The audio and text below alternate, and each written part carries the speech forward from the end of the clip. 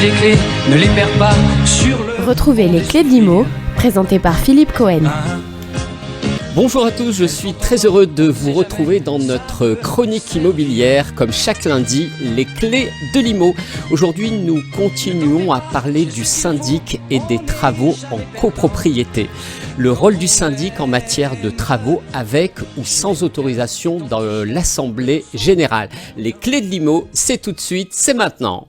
Les clés de l'IMO, c'est tout de suite. Alors, nous allons distinguer les travaux qui nécessitent une autorisation en assemblée générale pour le syndic. En règle générale, le syndic ne peut pas entreprendre des travaux de réparation ou de réfection des parties communes de l'immeuble sans avoir au préalable obtenu l'autorisation de l'assemblée générale. En amont de cette autorisation, il y a tout un travail de préparation à effectuer de la part du syndic. Le syndic doit solliciter un ou plusieurs professionnels puisqu'il doit établir des devis pour des études, des investigations. Il doit faire des appels d'offres, donc des devis à examiner, des échanges avec le conseil syndical, préparer l'ordre du jour concernant les travaux. Travail parfois qui est très lourd, surtout lorsqu'il s'agit de grosses œuvres, des travaux qui concernent la toiture ou la façade. Le syndic doit aussi examiner la question du financement des travaux et de ses modalités.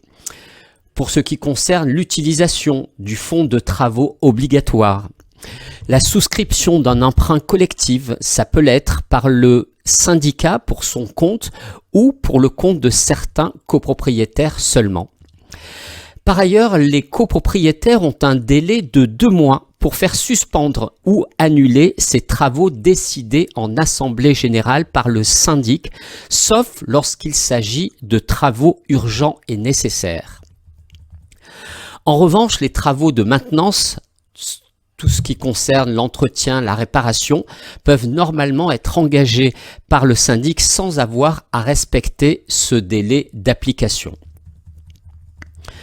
Alors, quels sont les travaux urgents et nécessaires pour la conservation de l'immeuble et quelle est la procédure?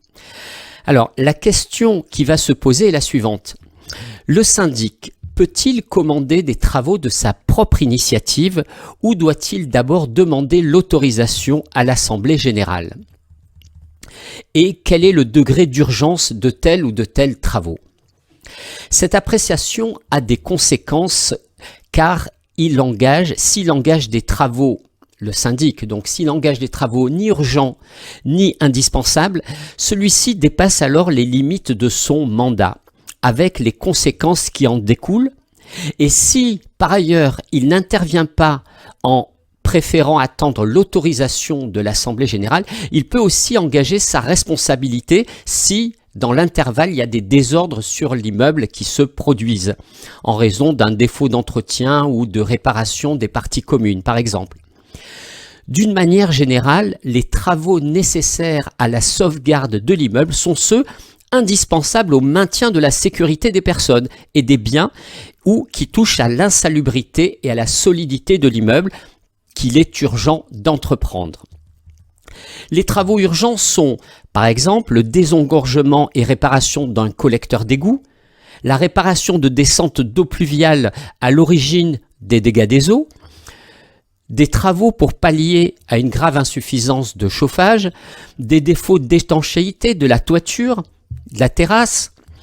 Et dans le cas de travaux urgents à réaliser, le syndic doit informer les copropriétaires et convoquer une assemblée générale sans être obligé de respecter les délais normaux de convocation.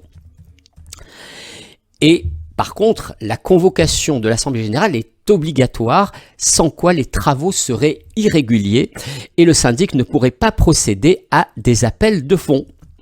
Mais le syndic peut, avant même la tenue de l'Assemblée générale, demander le versement d'une provision aux copropriétaires pour engager les travaux. Et cette somme ne peut pas dépasser le tiers du devis estimatif. Alors la ratification expresse des travaux par l'Assemblée générale est donc essentielle, sans quoi le syndic ne pourra pas obtenir les fonds nécessaires pour financer l'exécution complète des travaux. Et si elle ne ratifie pas les travaux, c'est le syndicat des copropriétaires qui reste engagé à l'égard des entreprises. Voilà ce qu'on pouvait dire aujourd'hui donc sur les travaux et en particulier leur caractère urgent à entreprendre au sein d'une copropriété. Maintenant, la question juridique, la question qui est posée, c'est une question qui concerne un copropriétaire qui voudrait rentrer au conseil syndical.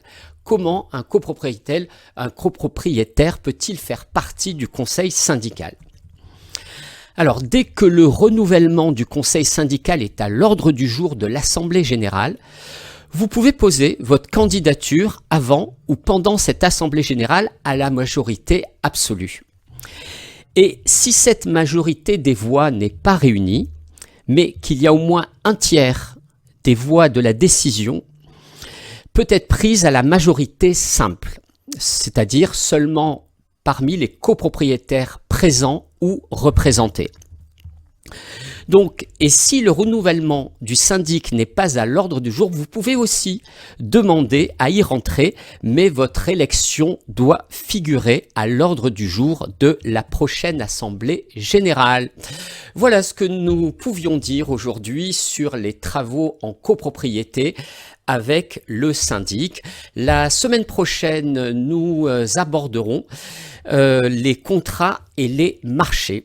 Je vous remercie à toutes et à tous de votre écoute. La semaine prochaine, nous parlerons toujours donc de la copropriété et nous aborderons les contrats et les marchés avec le syndic de copropriété.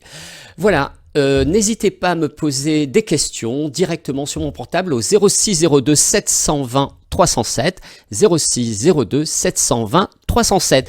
Je vous donne rendez-vous la semaine prochaine, toujours même jour, même heure et surtout de bonne humeur.